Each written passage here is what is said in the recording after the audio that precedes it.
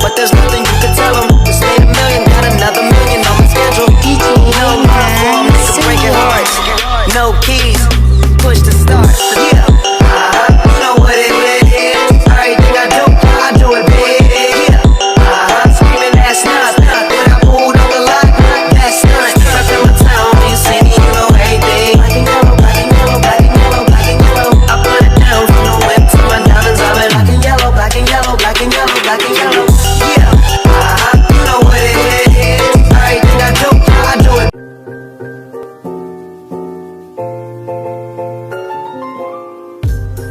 Tujuan pembelajaran yang pertama yaitu memahami apa itu manajemen sumber daya manusia internasional. Yang kedua, mengetahui fungsi dasar manajemen sumber daya manusia dan bagaimana hal tersebut diterapkan pada pekerja internasional. Yang ketiga, menghargai berbagai hubungan perburuhan dan serikat pekerja di pasar negara berkembang. Yang keempat, memahami ekspatriat dan bagaimana manajemen sumber daya manusia internasional berlaku untuk ekspatriat. Dan yang terakhir, memahami pertumbuhan ekspatriat non-tradisional dan perempuan di masa depan. Materi yang pertama yaitu manajemen sumber daya manusia dalam lingkup lingkungan internasional. Sebuah MNC tidak dapat berfungsi tanpa manusia dan aset manusia. Sumber daya manusia sangatlah penting karena sumber daya tersebut dapat memberikan keterampilan dan kemampuan yang diperlukan perusahaan multinasional untuk mengenali pesaingnya. Mengelola dan mengembangkan aset manusia dengan demikian merupakan tujuan utama manajemen sumber daya manusia. Manajemen sumber daya manusia atau HRM berkaitan dengan seluruh hubungan karyawan dengan organisasi. Ketika diterapkan pada lingkungan internasional, fungsi HRM menjadi manajemen sumber daya manusia internasional atau IHRM. Para manajer sumber daya manusia. Para manajer sumber daya manusia semakin penting dalam lingkungan bisnis global yang berubah dengan faktor-faktor seperti persaingan global, peran pasar negara berkembang, dan juga perubahan nilai-nilai di tempat kerja. Manajer sumber daya manusia diharapkan memainkan peran yang lebih penting untuk menjadi mitra strategis yang menyelaraskan strategi SDM dengan strategi bisnis perusahaan. Fungsi dasar manajemen sumber daya manusia. Materi selanjutnya yaitu fungsi dasar manajemen sumber daya manusia. Fungsi dasar manajemen sumber daya manusia terbagi menjadi 4. Yang pertama yaitu rekrutmen dan seleksi, kemudian ada pelatihan dan pengembangan, lalu adalah penilaian kinerja, serta yang terakhir adalah kompensasi.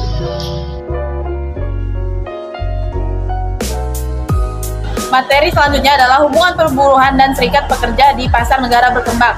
Yang pertama adalah variasi dalam hubungan perburuhan.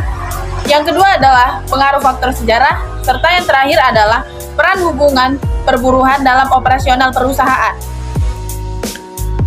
Variasi dalam hubungan perburuhan. Terdapat variasi yang luas dalam pola hubungan kerja di berbagai negara berkembang. Perbedaan ini dapat berasal dari faktor budaya, sejarah, dan regulasi ketenaga kerjaan yang berbeda di setiap negara. Faktor-faktor ini mempengaruhi dinamika hubungan antara perusahaan dan karyawan, serta struktur serikat pekerja di pasar negara berkembang. Pengaruh faktor sejarah. Faktor sejarah seperti perkembangan teknologi pada awal pembentukan serikat pekerja dan pengakuan legalitas serikat pekerja oleh pemerintah dapat mempengaruhi struktur dan aktivitas serikat pekerja saat ini di pasar negara berkembang.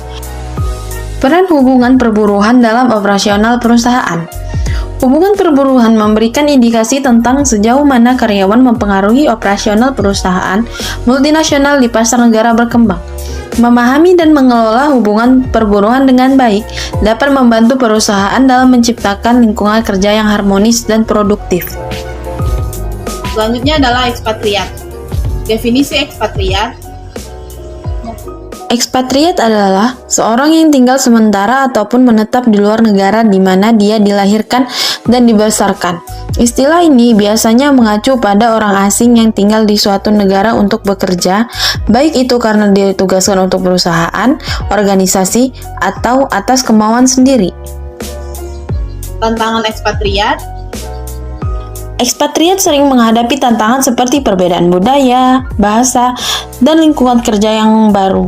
Manajemen sumber daya manusia internasional harus memperhatikan tantangan ini dan menyediakan dukungan yang diperlukan untuk membantu ekspatriat beradaptasi dan berhasil dalam tugas mereka di luar negeri. Manajemen sumber daya manusia untuk ekspatriat. Manajemen sumber daya manusia internasional berperan penting dalam memastikan kesuksesan ekspatriat. Hal ini meliputi proses rekrutmen dan seleksi yang cermat, pelatihan yang sesuai dengan kebutuhan ekspatriat, penilaian kinerja yang adil, serta pengelolaan kompensasi dan tunjangan yang kompetitif. Penyesuaian budaya. Manajemen sumber daya manusia juga harus memperhatikan penyesuaian budaya bagi ekspatriat, termasuk memberikan pelatihan budaya, dukungan psikologis, dan bantuan dalam mengatasi hambatan komunikasi dan perbedaan budaya yang mungkin timbul selama penguasaan di luar negeri. Selanjutnya adalah perkembangan ekspatriat. Perkembangan ekspatriat dibagi menjadi 3 macam. Yang pertama adalah pertumbuhan ekspatriat non-tradisional.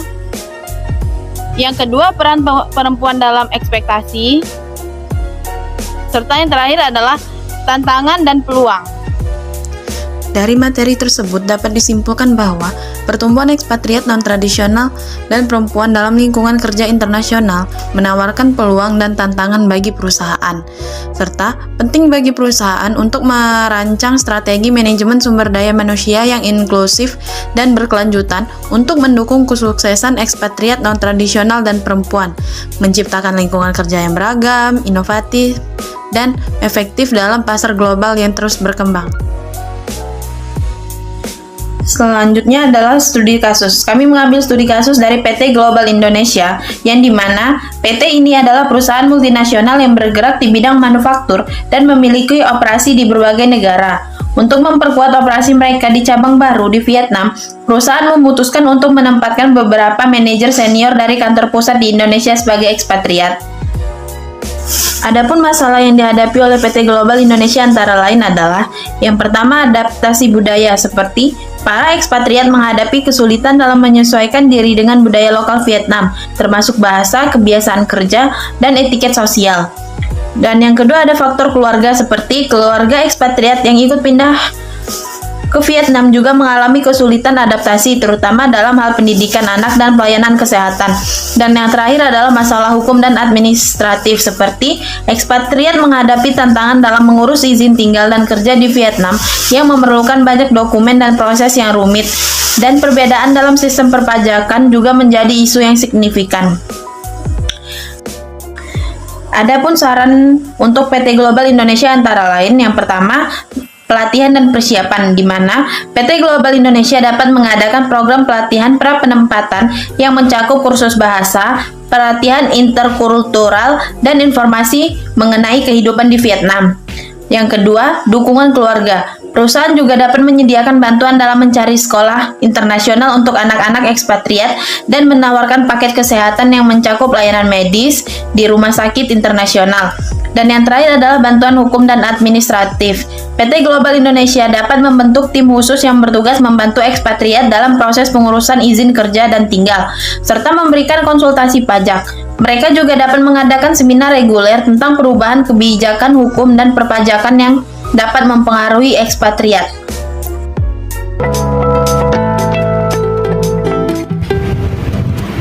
Lalu di sini ada tujuan pembelajaran, yaitu memahami apa itu e-commerce dan pentingnya dalam lingkungan bisnis saat ini dan khususnya di pasar negara berkembang. Yang kedua yaitu mendefinisikan bentuk-bentuk e-commerce dan memahami pentingnya e-commerce. Ketiga yaitu menghargai e-commerce global dan isu-isu utama e-commerce global. Keempat yaitu pelajari tentang cara membangun strategi niaga yang sukses. Dan yang kelima yaitu memahami keamanan cyber dan e-commerce. Materi pertama yaitu e-commerce dapat didefinisikan sebagai penggunaan internet untuk membeli atau menjual produk dan layanan. Barang atau jasa ini mencakup barang atau jasa yang dikirim secara offline, misalnya FedEx mengirimkan buku yang dibeli melalui Amazon.com ke pelanggan dimanapun di dunia. Ada 4 jenis utama e-commerce, B2C bisnis ke konsumen transaksi, B2B bisnis ke bisnis transaksi daring, C2C konsumen ke konsumen transaksi bisnis, dan C2B konsumen ke bisnis transaksi daring. Menurut Hellman dan lainnya beberapa alasan penting yang menyebabkan pertumbuhan e-commerce, yaitu perangkat keras yang sangat murah, komputer, server, dan banyak produk e-commerce lainnya. Yang kedua yaitu perangkat lunak murah. Perusahaan kini dapat mengandalkan perangkat lunak sumber terbuka untuk mengembangkan layanan mereka, lalu ada akses terhadap talenta di seluruh dunia. Sebagian besar perusahaan kini dapat mengakses sejumlah besar programmer yang tersedia di India, Rumania, dan Rusia. Materi selanjutnya yaitu peluang dan ancaman e-commerce global. E-commerce memberikan peluang besar bagi perusahaan dalam hal yaitu menjangkau pelanggan secara global dengan beroperasi 24/7. Kedua yaitu mengefisienkan operasi seperti manajemen inventaris, komunikasi antar karyawan, dan koordinasi dengan pemasok. Lalu yang ketiga memunculkan model bisnis baru seperti bimbingan belajar online ataupun platform seperti Uber. Dan terdapat dua jenis platform utama yang mendukung model bisnis baru, yaitu seperti platform transaksi yang memfasilitasi transaksi antar individu atau organisasi yang sulit bertemu tanpa platform tersebut, contohnya seperti Amazon, Uber, eBay. Lalu yang kedua ada platform inovasi, menyediakan teknologi dasar bagi perusahaan lain. Materi selanjutnya yaitu ancaman di pasar berkembang, yaitu kurangnya kredit konsumen, kurangnya logistik dan infrastruktur pengiriman, peraturan pemerintah yang ketat.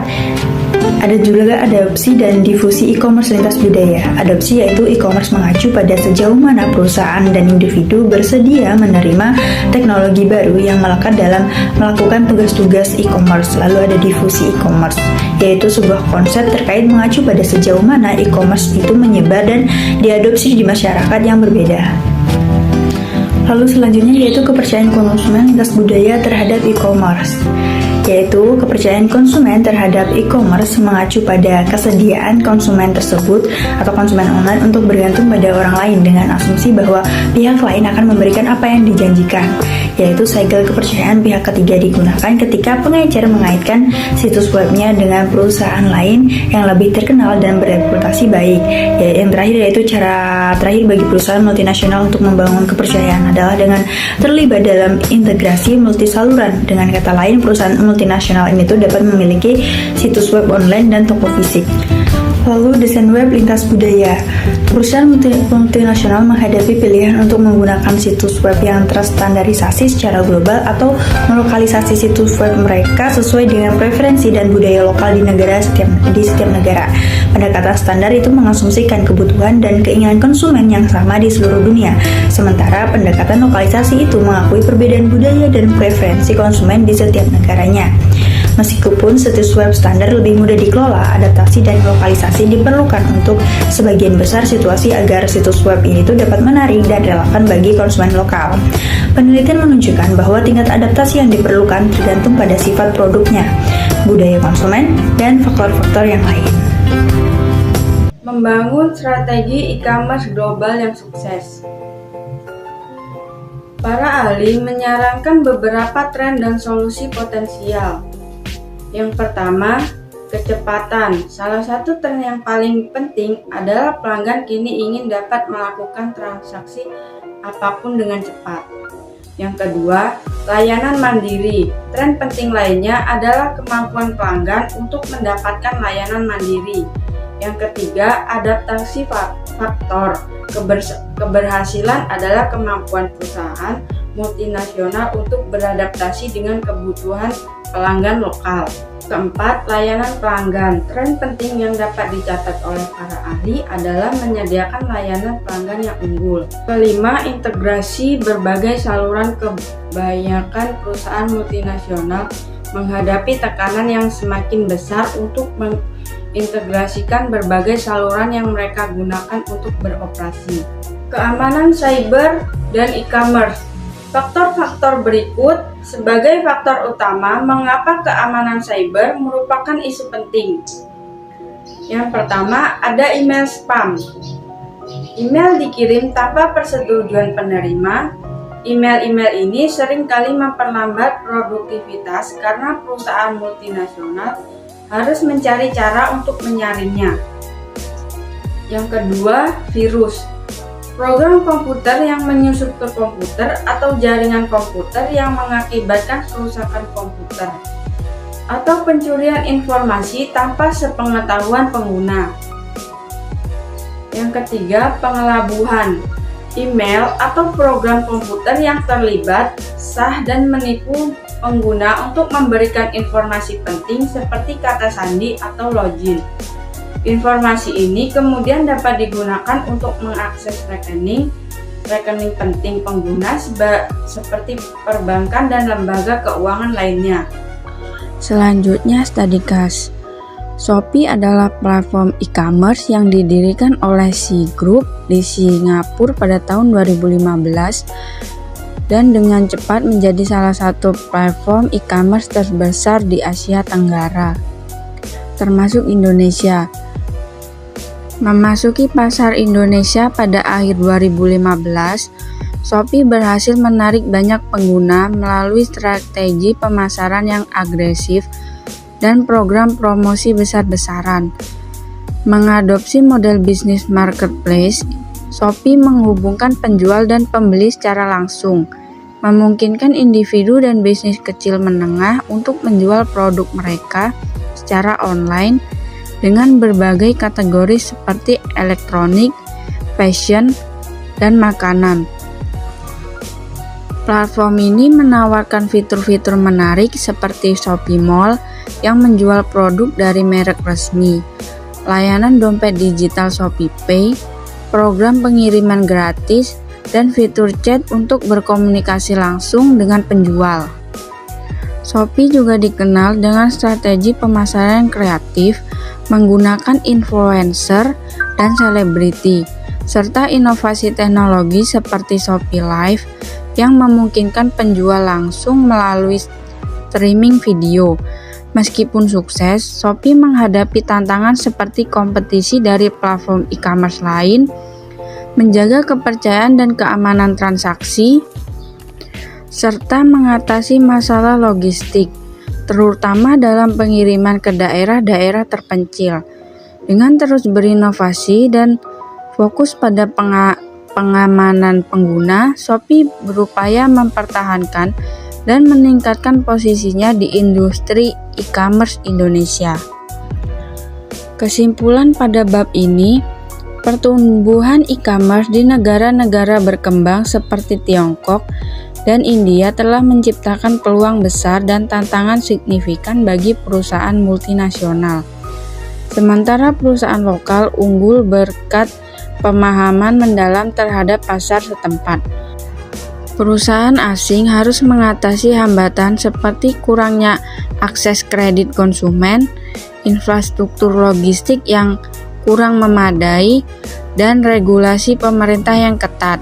Kunci kesuksesan e-commerce terletak pada jangkauan global, efisiensi operasional, dan model bisnis inovatif, serta membangun kepercayaan konsumen melalui segel pihak ketiga dan integrasi multisaluran. Selain itu, perusahaan perlu melokalisasi situs web dan operasi mereka untuk memenuhi preferensi budaya lokal dan mengimplementasi langkah-langkah keamanan cyber yang ketat dengan strategi yang tepat. Perusahaan multinasional dapat memanfaatkan peluang e-commerce untuk bersaing secara efektif di pasar berkembang, meningkatkan efisiensi dan inovasi bisnis.